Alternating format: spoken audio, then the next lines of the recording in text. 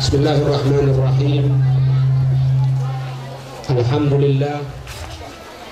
Alhamdulillahilladzi hadana bi'abdihil mukhtari man da'ana ilaihi bil idni wa qad nadana labbaika ya man dallana wa hadana. Shalla alaika Allahu bari'uka alladzi bika ya musyaffa'u khassana wa habana ma'a alikal adhari ma'adini sirrikal asma fahum sufunun najati himana wa ala sahabatikal kirami humati dinika asbahu liwalaihi unwana wattabi'ina lahum bisidkim ma hada hadil mawaddati hayyajal ashjana.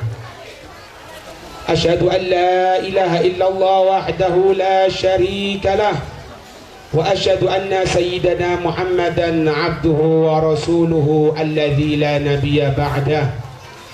Allahumma salli wa sallim ala sayyidina Muhammad miftahi bab rahmatillah adada ma fi ilmillah salatan wa salaman daimaini bidawami mulkillah wa ala alihi wa sahbihi wa mawala. Subhanaka la ilma lana illa ma 'allamtana innaka antal alimul hakim wa tub alaina innaka antat tawwabur rahim. Rabbi shrah li sadri wa yassir li amri wa hlul 'uqdatam min lisani yafqahu qawli, amma ba'd. Assalamualaikum warahmatullahi wabarakatuh.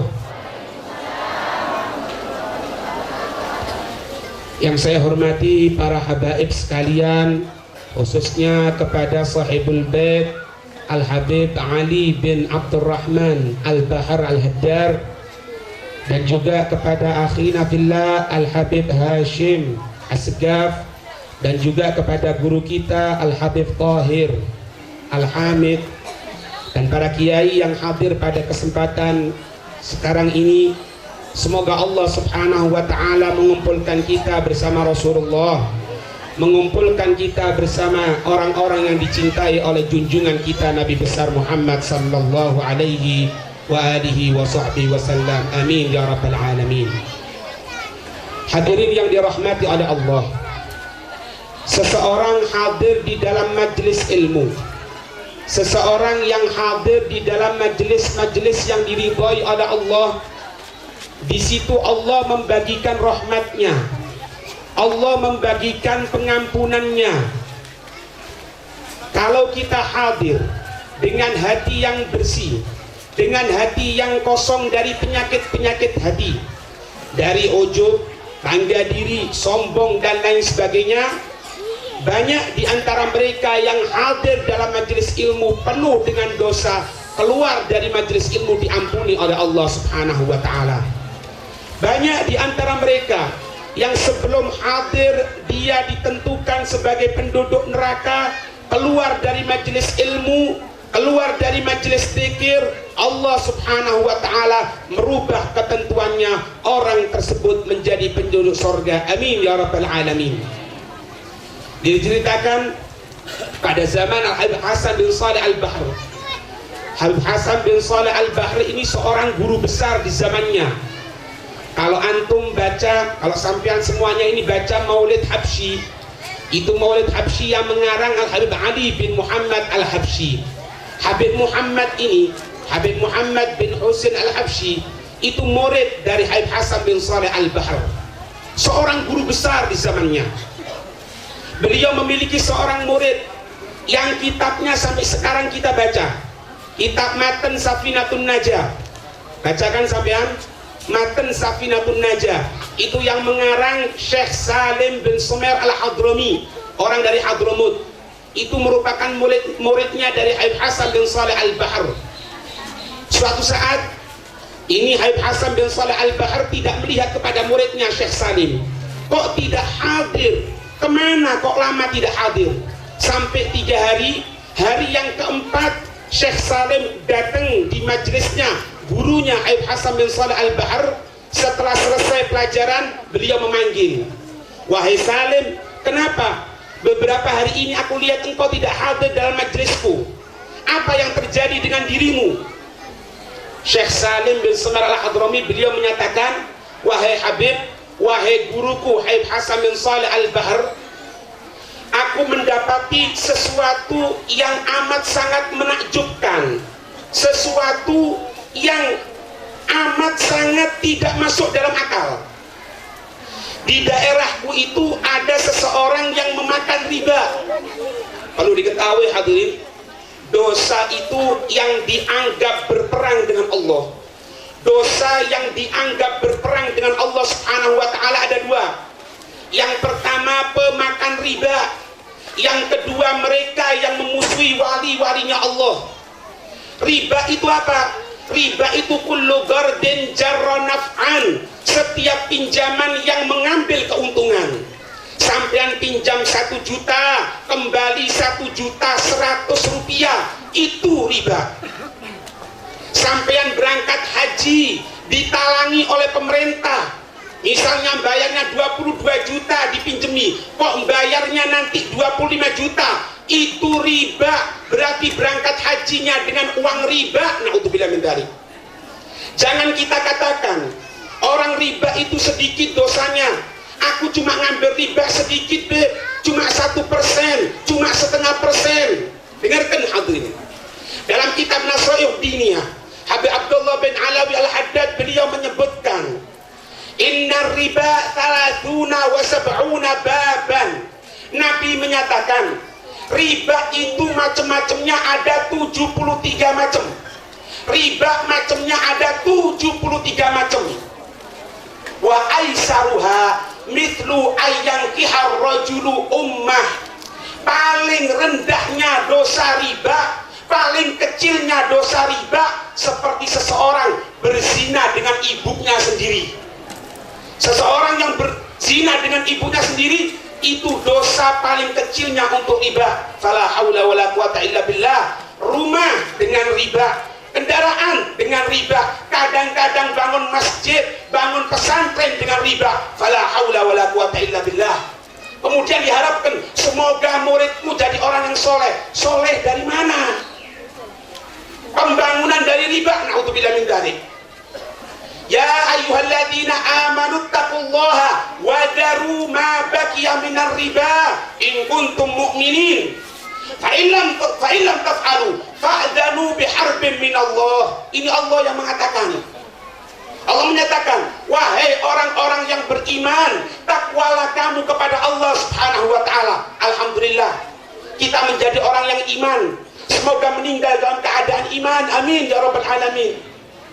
Hati-hati, tinggalkan itu riba, katanya Allah Subhanahu wa ta'ala.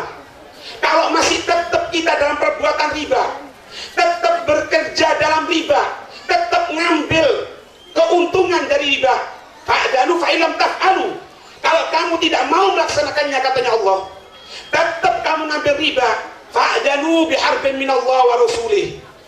Maka ada kumandang perang. Perang dengan siapa? Allah dan Rasulnya. Maka dikatakan, para ulama menyatakan, kebanyakan orang yang memakan riba itu kebanyakan, hampir 99% mati dalam keadaan su'ul khatimah, mati dalam keadaan penghujung yang jelek. Na'udzubillah min dzalik. Hati-hati. Nabi menyatakan, orang yang minjemi uang, orang yang meminjam uang riba, orang yang menulis, bahkan syahidnya, saksinya, itu termasuk dilaknat oleh Allah Subhanahu wa ta'ala. Apa itu laknat? Al-bu'd min rahmatillah, jauh dari rahmatnya Allah. Sampean jangan bangga, Bapak, kalau punya anak kerja di bank yang di situ ada riba. Jangan bangga. Mendapatkan keuntungan, gajinya 20 juta. Ingat, Nabi menyatakan dilaknat, jauh dari rahmatnya Allah. Na'udzubillah min dzalik. Dosa yang kedua, yang dianggap berperang dengan wali-walinya Allah, dan ini yang banyak sekarang terjadi. Apa itu? Memusuhi para wali-walinya Allah, yang dianggap berperang dengan Allah Subhanahu wa ta'ala. Man adali waliyan faqad adantuhu bil harb, katanya Allah dalam hadits qudsi. Orang yang mengganggu wali-waliku, mengganggu itu macam-macam, baik mukul, baik mencaci maki, setelah meninggal dunia dicaci maki. Apa itu Abdul Qadir Jailani Al-Mailani, apa itu Imam Ghazali, la haula wala quwata illa billah. Kalau kita tanyakan bahwa ente ini apa, kok kehidupanmu selalu mencaci mereka?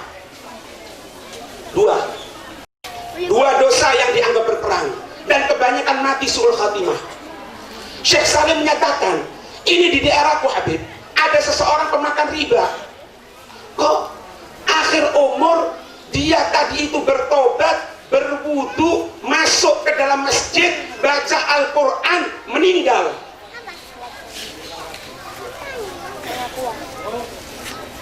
Meninggal dalam keadaan husnul khatimah. Beliau Habib Hasan bin Shalih Al-Bahr menyatakan, karena perlu diketahui hadirin, wali min awliyaillah itu wali-walinya Allah, seperti yang kita holi siang hari ini, Sayyidina Syekh Abu Bakar bin Salim, Al-Habib Abdullah bin Alawi Al-Haddad. Mereka itu ketahui, Nabi menyatakan, ittaqu firasyatal mu'min fa innahu yanzuru binurillah. Hati-hati kamu dengan pandangannya orang mukmin, karena mereka tadi itu melihat dengan cahayanya Allah. Jadi tahu hati kita. Ini yang terjadi dengan Hasan bin Shalih Al-Bahr. Ketika menyatakan seperti itu, dikatakan kepada beliau menyatakan, ketahui, kamu tahu nggak penyebabnya, katanya. Enggak, Habib, nggak tahu. Dia pemakan riba, kok meninggalnya dalam keadaan husnul khatimah. Itu orang yang makan riba di tempatmu tadi itu, ada dia punya piutang, ada orang berhutang di daerahku, ada orang di daerahku yang dia berhutang. Kemudian dia akan menagih hutangnya. Sampai di rumahnya dikatakan, di mana rumahnya Fulan bin Fulan ini? Di mana Fulan bin Fulan? Oh, sekarang dia masih hadir dalam majelisnya Habib Hasan bin Shalih Al-Bahr. Maka orang tadi itu, yang tukang renten tadi itu, datang ke majelisnya Habib Hasan bin Shalih Al-Bahr bukan tujuan lain, tapi tujuan untuk menanti orang yang akan berhutang. Katanya nagih duit, mau menagih hutang. Tapi katanya beliau, dalam majelis itu, dalam majelisku, katanya Habib Hasan bin Shalih Al-Bahr, turun rahmatnya Allah, sehingga rahmat Allah tadi itu mengenai kepada dia, terkena kepada dia. Hadir majelis, hatinya bersih. Hadir majelis, tidak ada kesombongan. Hadir majelis, bukan bangga diri. Turun rahmatnya Allah kepada sang pemakan riba tadi itu, sehingga semuanya berubah. Dia bertobat dari perbuatan ribanya, sholat, baca Quran, meninggal dunia dalam keadaan husnul khatimah. Berkat apa ini? Kumpul dengan orang yang soleh, kumpul dengan orang-orang pilihannya Allah. Makanya sampean jangan bingung sudah. Kalau misalnya sekarang dikatakan, itu kenapa kok harus hadir majelis, kenapa kok harus manakipan, kenapa kok harus ini? Ingat, semenjak dalam majelis itu ada rahmatnya Allah, tidak ada penyimpangan syariat, hadir di sana. Karena apa? Ini tempat rahmatnya Allah, ini tempat turunnya rahmatnya Allah subhanahu wa ta'ala. Sehingga dalam nas Al-Quran disebutkan, mungkin kita akan dikatakan, kenapa kok sampai siang gini kita hadir, kan capek, mungkin pekerjaan buka toko bisa dapat uang. Dengarkan, Allah menceritakan keadaan orang-orang munafik. Yauma yaqulul munafiquna wal munafiqatu lilladina amanu duruna naktabis min nurikum kilarji'u wara'akum fatamisu nuran. Orang-orang munafik nanti, orang yang suka mengatakan, kenapa hadir majelis ilmu, kenapa harus manakipan, kenapa harus maulidan, kenapa harus ini, kenapa harus itu. Dengarkan, mereka kalau tidak tobat, Allah sudah menceritakan di hari ketika orang-orang mukmin berjalan dengan cahayanya Allah subhanahu wa ta'ala. Karena perlu diketahui hadirin, kekuatan seorang mukmin ketika mereka berjalan di atas jembatan Sirat, itu cahayanya bisa mampu untuk memadamkan api neraka jahanam. Sehingga neraka jahanam mengatakan, wahai mukmin, cepetan kamu berjalan. Kenapa? Cahayamu akan memadamkan diriku. Ketika orang-orang mukmin berjalan, mereka mengatakan, orang-orang munafik, unduru naktabis min nurikum. Hei, katanya, orang-orang mukmin, tunggu sebentar, aku mau ikut di belakangmu,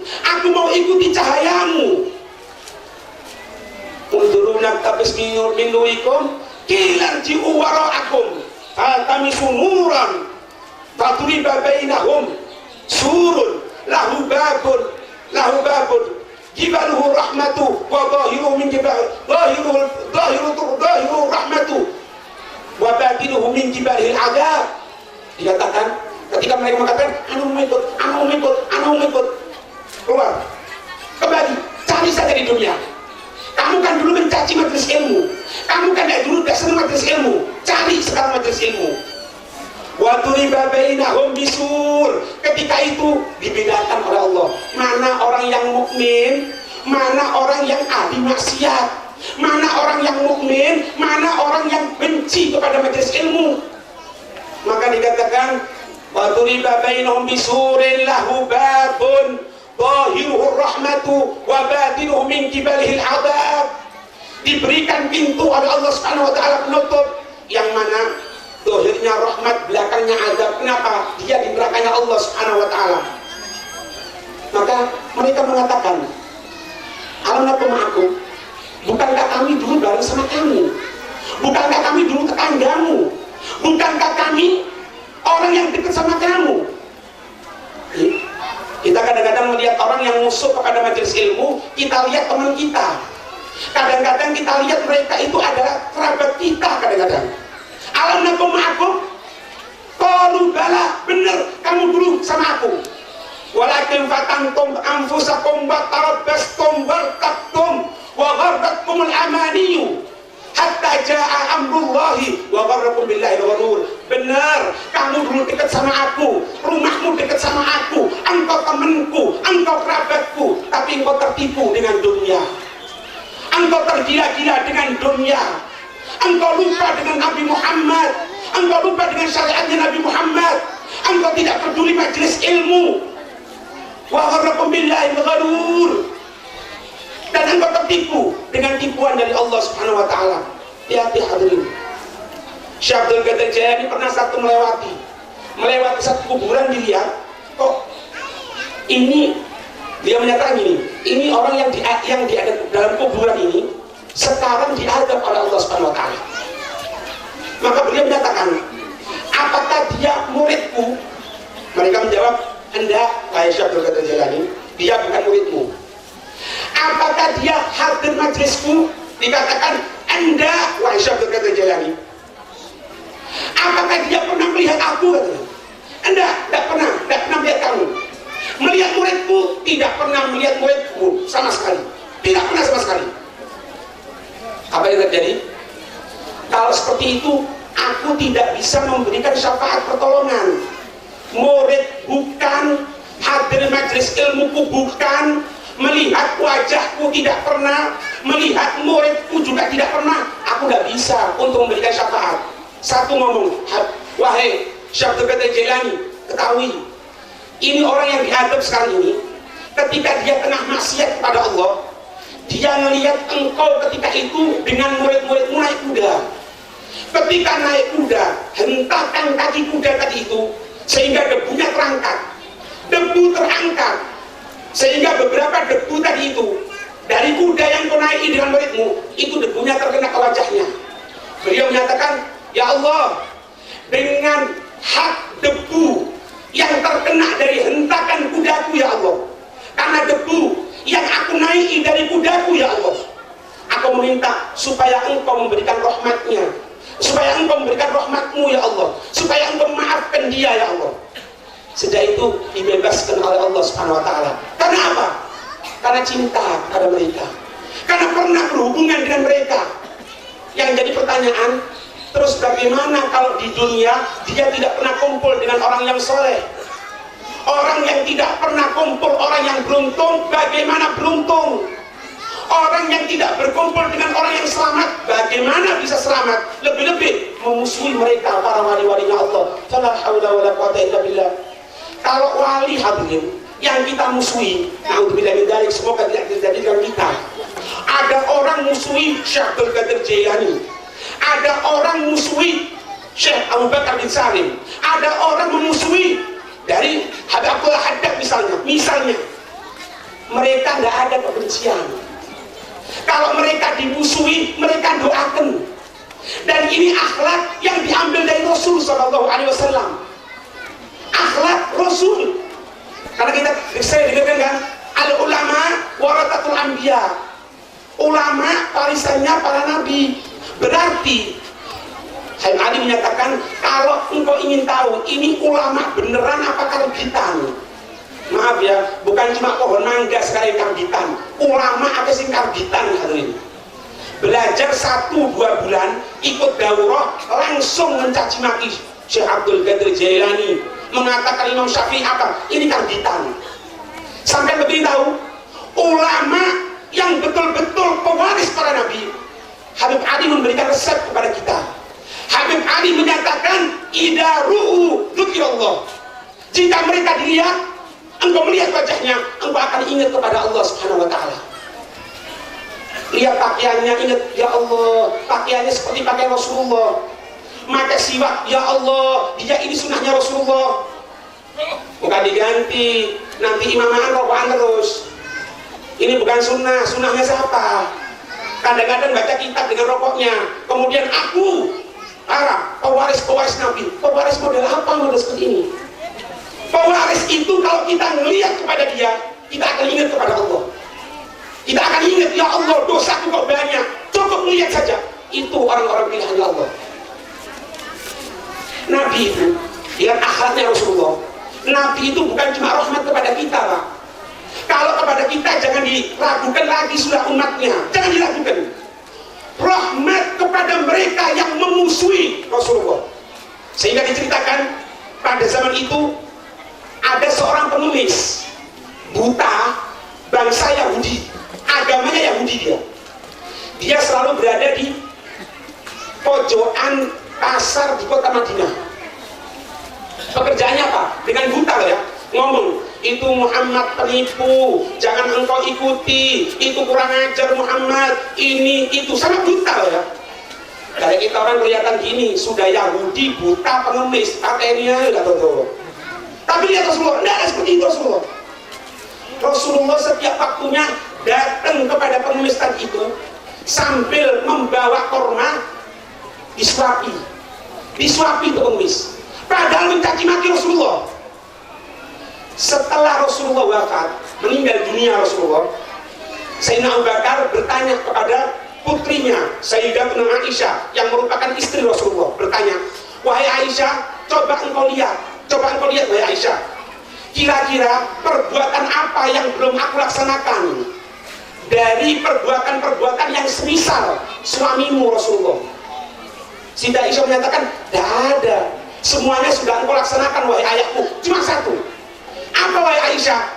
Ini suamiku ini setiap harinya selalu meminta korma sedikit untuk datang memberikan suapan makan kepada seorang pengemis yang ada di pojok pasar kota Madinah. Oh gitu ya? Ya. Ngambil Sayyidina Abu Bakar korma, berangkat ke pengemis tadi itu. Ya tetap mencaci maki, jangan percaya sama Muhammad, kurang ajar, ini itu. Ya seperti wiridan sudah. Wiridan mencaci maki Nabi Muhammad. Apa yang terjadi? Sayyidina Abu Bakar duduk bertanya, langsung diambilkan korma, disuapi. Pak, pengemis, ini makan dulu ya. Ketika korma tadi itu masuk ke mulutnya pengemis tadi itu marah. Kamu ini siapa katanya? Kok korma yang masuk kasar? Biasanya yang mensuapi aku ini sebelum memasukkan korma yang kasar dilembutkan dulu, dilumatkan dulu, kemudian baru dimasukkan ke mulutnya.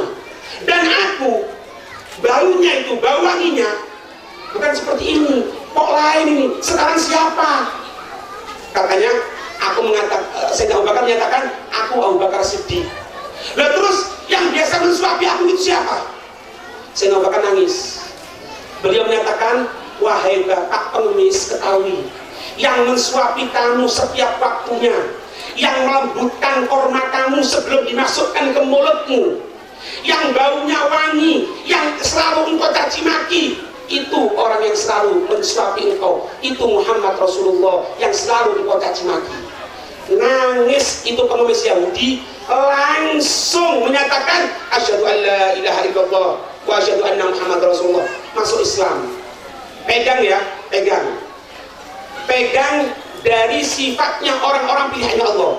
Ketika mereka dicaci maki, berhubungan dengan dirinya, dia diam. Dikatakan, kamu ini kurang ajar, kamu kecil keminter, kamu ini, kamu itu, kamu ini, diam. Kenapa? Berhubungan dengan dirinya. Tapi kalau sudah hukumnya Allah, hukumnya Nabi Muhammad, syariat dicaci maki, lam yakum ahadun yughadabi. Tidak ada mampu satupun yang meredam kemarahan Rasulullah. Ini akhlaknya Rasulullah. Ya, bagaimana akhlaknya mereka? Ketika mereka dicaci maki, diam hadirin. Tidak pernah membalik untuk kamu kurang ajar, kamu yang kurang ajar. Kamu ini bodoh, kamu yang lebih bodoh. Enggak, diam, didoakan dengan kebaikan. Dan ini merupakan sifatnya mereka orang-orang pilihannya Allah.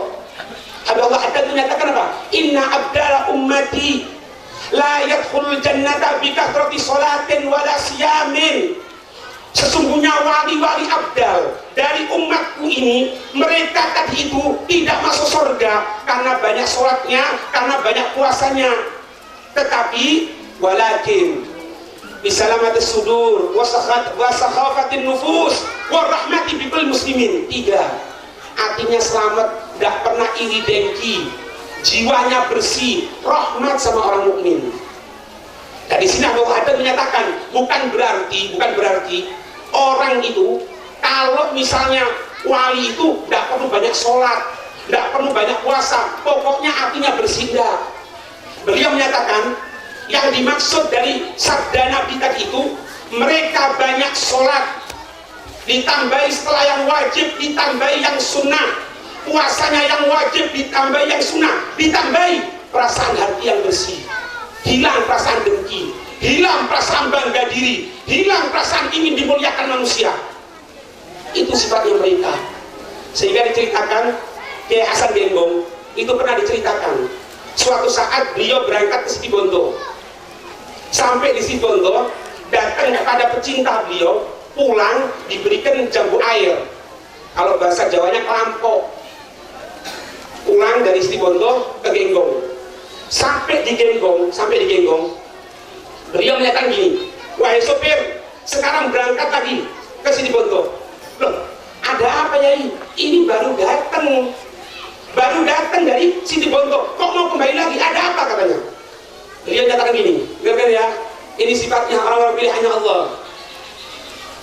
Aku diberikan hadiah jambu air. Di jambu air tadi itu ada semutnya.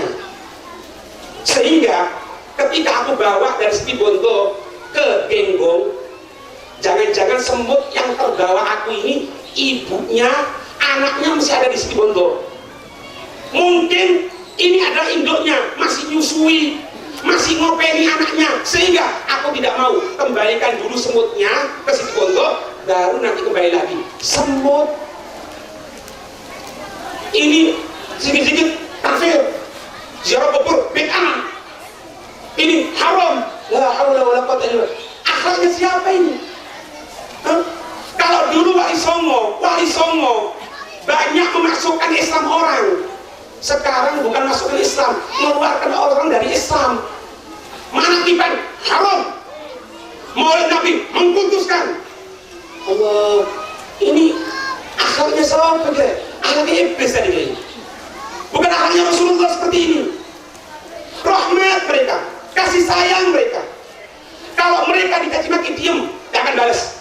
Tapi hati-hati, kalau sampai Allah yang murka, Allah tidak terima, biarlah enteh ada baruan. Sehingga diceritakan di Hadramut itu ada namanya Habib Muhammad bin Alawi bin Syihab. Pada zaman itu beliau pernah disuruh datang ke pemerintah untuk ngambil tanda tangan. Maka ketika itu, karena yang ngurusi tanda tangan itu pembenci beliau, diambilkan tinta disiramkan ke bajunya kotor dengan tinta semuanya. Diam beliau, tidak mau apa-apa, diam. Pulang. Setelah pulang, dapat beberapa saat orang yang nyiram tinta tadi itu mati, wafat, meninggal dunia, wafat. Apa yang terjadi? seluruh penduduk kampung tidak mau untuk ngurusi jenazahnya. Kenapa? Orang ini terkenal orang yang jahat, orang yang kurang ajar. Apa yang terjadi? Bingung ini keluarganya, cuma tinggal satu katanya. Siapa? Itu Habib Muhammad. Tapi dulu Habib Muhammad bajunya pernah disiram tinta. Bagaimana? Kira-kira mau nggak dia ya? Coba mungkin mau dia. Datang ke sana, turun Habib Muhammad. Ada apa katanya? Maaf Habib, ini saudaraku yang dulu pernah menyakiti engkau, sekarang meninggal dunia. Oh iya, terus ada apa? Tidak ada yang mau ngurusi jenazahnya Habib. Ana yang akan datang, ana yang akan nyolati, ana yang akan ngafani, ana yang akan nguburkan kalau perlu. Itu Habib, iya tunggu sudah di rumahmu. Ketika orang itu akan pergi, beliau manggil, sebentar katanya, sebentar. Masuk ke dalam, ngambil uang. Ini uang mungkin dibutuhkan untuk mengurusi jenazah, pakaian dulu ini uang. Hilang perasaan benci. Ini sifatnya orang pilihannya Allah. Ini sifatnya orang-orang yang ikuti Rasulullah. Bukan ahli caci, bukan ahli maki, bukan orang kurang ajar kepada Allah. Orang muslim salah sedikit langsung kafir, syirik, bid'ah. La haula wala quwwata illa billah. Ya. Habib Abdul Qadir bin Ahmad radhiyallahu ta'ala anhu yang barusan meninggal, beliau itu pernah hadir dalam satu majelis, hadir di majelis, padahal itu majelis nunggu beliau, hadirin, nunggu beliau. Yang ngundang muridnya berdiri satu orang langsung mencaci maki Habib Abdul Qadir bin Ahmad. Dicaci maki beliau, kurang ajar, gini gitu. Muridnya akan berdiri ngomong, diam kan? Terus caci maki, selesai. Katanya beliau sudah ya selesai ya. Pelajaran kita hari ini barusan itu ya, pelajaran kita ya, Al-Fatihah. Ya. Salah satu murid beliau Abu Bakar Al-Adni menyatakan, Habib, biar aku jawab ya, kurang ajar, biar aku jawab. Apa jawaban beliau? Tidak, jangan kau jawab. Perlu kau ketahui, majelis yang aku hadiri itu dihadiri ayahku, kakekku, orang-orang pilihannya Allah dari ahli barzakh. Mereka hadir dalam majelisku, dan aku tidak mau bertentangan dengan ayahku, kakekku sampai bersambung kepada Rasulullah. Aku tidak mau jawabku sama sekali. Biarkan, karena aku tidak mau bertentangan dengan kakek-kakekku yang mulia di sisi Allah. Ya. Makanya Pak Allah ada menyatakan apa? Mahabbatuhum sa'adah. Kalau kita mau cinta kepada mereka, apa cinta itu? Apakah coba aku cinta Beb sama kamu Beb, dah sholat? Enggak. Cinta itu melaksanakan perintah Allah, menjauhi larangan Allah, ditambahi sholat, puasa, zakat, ditambahi cinta kepada mereka. Itu makna mahabbah. Jangan kita ninggalkan sholat, terutama subuh sama isya, kemudian kita akan bela Rasulullah. Bela Rasulullah apanya? Orang nggak sholat kok bela Rasulullah. Kita akan bela para habaib, kita akan bela para ulama, kita akan bela para kiai. Oh, poso nggak poso merokokan, kok bela? Percuma. Laksanakan yang wajib, tinggalkan yang haram. Pertama, yang paling penting, sebelum kita dzikiran, sebelum kita baca wirid ini, wirid itu, sholat betulkan. Sholat jangan ketinggalan. Terutama apa? Sholat isya dan sholat subuh, hadirin. Nabi menyatakan, kan kita kan takut, jangan-jangan kita termasuk orang munafik. Na'udzubillah min dzalik. Allah menyatakan, innal munafiqina fi dzarkil asfali minan nar. Orang munafik itu berada di intipnya neraka, paling bawahnya nerakanya Allah. Terus anak takut, bagaimana? Aku termasuk orang munafik atau enggak? Gampang caranya. Nabi menyatakan, inna athqalas salati 'alal munafiqina sholatul isya wa sholatul fajr. Sholat paling berat bagi orang munafik dua, isya sama subuh. Isya sama subuh. Kalau sampai alhamdulillah be, anak zuhur jamaah, asar jamaah, maghrib paling penuh biasanya musola. Isya kadang-kadang kalau dari sawah capek ya ketiduran ya. Kalau subuh, aduh ya apa dia bilang, sering ketinggalan, hati-hati, itu mulai terjangkit penyakit munafik. Alhamdulillah berat. Paling beratnya sholat bagi orang munafik Isya sama subuh itu paling berat. Apalagi kalau dia bisa istiqomah ke masjid bagi yang laki-laki.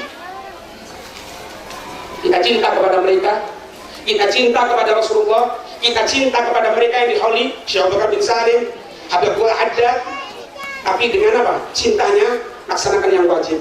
Sholat jangan ditinggalkan, tambahi yang sunnah, rawatib, muakkadah, tambahi kalau bisa. Laksanakan. Itu merupakan hal-hal yang akan menyambung kita kepada mereka. Satu cerita penutup. Mereka orang-orang pilihannya Allah, hadirin. Mereka orang-orang pilihannya Allah itu bisa melatih, bukan cuma di dunia, bukan cuma di akhirat, di dunia bisa kuat kalau kita kurang ajar. Suatu saat diceritakan Habibullah Haddad yang sekarang ini kita hauli beliau itu pernah ngadakan acara di rumahnya. Ada satu orang diajak, ayo datang ke majelisnya Habibullah Haddad. Dia ngomong, ada apa? Tidak ada faedahnya. Ya paling cuma ngomong surga neraka kok, percuma sudah. Tidak ada faedahnya. Dipaksa berangkat. Tapi berangkatnya dengan perasaan yang kurang bagus kepada beliau, orang pilihannya Allah. Ketika itu dibagikan apa? Dibagikan makanan berupa, kalau kita ini bubur kacang hijau ya, diberikan salah satu. Dia ada mau makan. Apa ini? Tidak ada. Kan banyak sekarang ya, apa ini makanan tahlil haram, makanan tahlil haram katanya. Ini pintar nuwung katanya, terlalu pintar jadi model begini. Apa yang terjadi? Anda mau makan katanya, apa ini? Tak benar cara seperti ini, maksakan diri, ini itu ya. Tengah perjalanan orang yang tidak mau makan sakit perut sampai manting tengah jalan. Temennya bingung, lo kenapa kamu? Tidak tahu, sakit perut, apa yang tidak tahu sudah. Apa yang terjadi? Dia ngomong, jangan-jangan kamu ada perasaan tidak bagus, ada perasaan kurang ajar sama salah satu wali-walinya Allah. Ayo berangkat lagi, kembali ke sana. Berangkat lagi, Habib Abdullah sudah mengatakan, kamu ada perasaan tidak bagus pada diriku, langsung dikasih. Ada perasaan tidak bagus pada diriku, kamu kepingin sembuh sakit perutmu, kamu makan sisa bubur kacang hijau yang aku bagikan di majelis tadi. Datang ke belakang, ternyata sudah habis, tidak ada, tinggal ada di panci sedikit sisa-sisanya. Diambilkan air, disiram panci itu dengan air, diudek jadi satu, diminum. Dengan mengatakan, dengan niat syifa, dengan niat penyembuh dari bubur kacang hijau ini, makan sembuh. Ya. Dan ini bukan cerita khurafat, hadirin. Ini bukan cerita tidak ada faedahnya. Kalau sampai tidak percaya musuh, enggak kualat aku bilang misalnya. Mereka orang-orang pilihan Allah. Mereka yang akan menjadi wasilah kita untuk sampai kepada Rasulullah. Cintai mereka, tapi ingat, laksanakan yang wajib, tinggalkan yang haram. Cintai mereka, hadiri majelis-majelis yang mendekatkan diri kepada Allah. Kita akan mendapatkan keselamatan. Amin ya rabbal alamin. Allahumma ij'al jam'ana hadza jam'an marhuma wa tafarraqana min ba'dihi tafarruqan ma'suma wa la taj'al fina wa la ma'ana syaqiyan wa la mahruma bi rahmatika ya arhamar rahimin. Ya arhamar rahimin ya arhamar rahimin. Wa sallallahu ala sayyidina Muhammadin wa ala alihi wasallam. Walhamdulillahi rabbil alamin. Wassalamualaikum warahmatullahi wabarakatuh.